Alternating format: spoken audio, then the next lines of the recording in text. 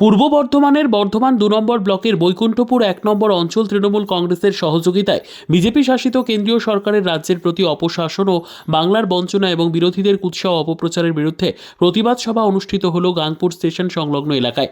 এর পাশাপাশি বিজেপি থেকে তৃণমূল কংগ্রেস যোগদান কর্মসূচি অনুষ্ঠিত হল। এই যোগদান কর্মসূচিতে আনুমানিক ১৫০টি পরিবার জেলা সভাপতি রবীন্দ্রনাথ চট্টোপাধ্যায়ের হাত ধরে বিজেপি থেকে তৃণমূল কংগ্রেসে যোগদান করেন।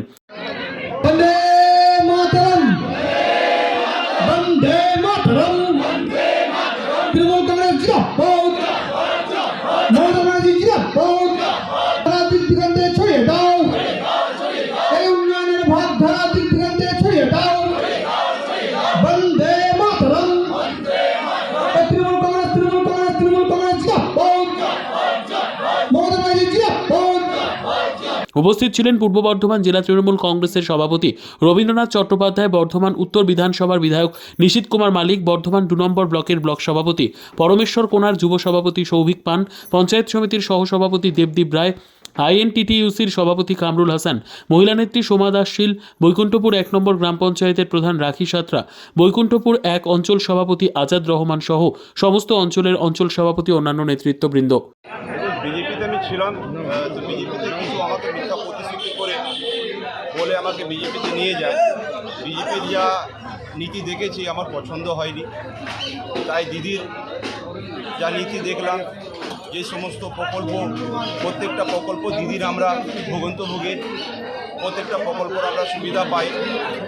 এই সমস্ত জিনিসগুলো দেখে আমরা দিদির প্রকল্পগুলো পাচ্ছি আর বিজেপির পতাকা ধরছি, আমার নিজেরই কেমন লেগেছে। আর ওদের নীতি ভালো লাগেনি আমাকে, তার জন্য আমি ওদের বিজেপি ছেড়ে আমি টিএমসিতে যোগদান দিয়েছি।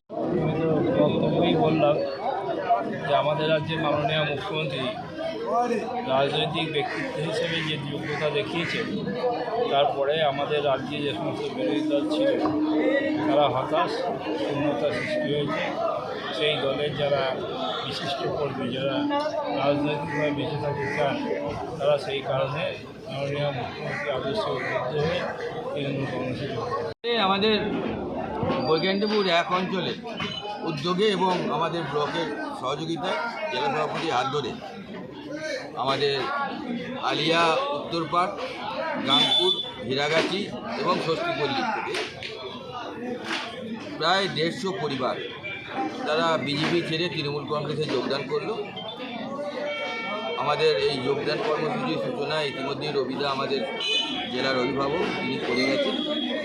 আমরা সকলকে যোগদান করালাম এবং আগামী ২৬-এর ইলেকশনে তারা একতাবদ্ধভাবে আমাদের তৃণমূল কংগ্রেসের হয়ে কাজ করবে, তারা আজকে নিজেরা সম্মতি দিয়েছে এবং ভবিষ্যতেও তৃণমূল কংগ্রেসের হয়ে তারা কাজ করবে এবং আমরা তাদের কাজ করার একটা যে জায়গা তাদের আমরা করে দেব।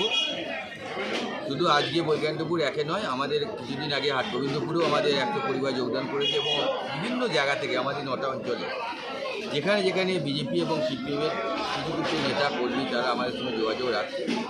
আস্তে আস্তে তাদেরকে আমরা জেলা সভাপতির অনুমোদিত ক্রমে আমরা যোগদান করাচ্ছি এবং একটি প্রতিবাদ সভা আজ যেখানে অনুষ্ঠিত হলো। গাংপুর থেকে সৌমেন্দ্রনাথ দাসের রিপোর্ট, পিবি নিউজ। সান হসপিটাল, এখানে যে কোনো রকমের চিকিৎসার বিশ্বস্ত প্রতিষ্ঠান। খুবই কম খরচে বিশ্বমানের চিকিৎসা প্রদান করে থাকে।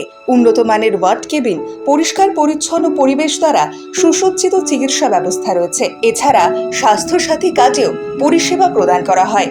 সুতরাং আজই যোগাযোগ করুন সান হসপিটালে। ঠিকানা জিটি রোড, ভাঙাকুঠি, বর্ধমান।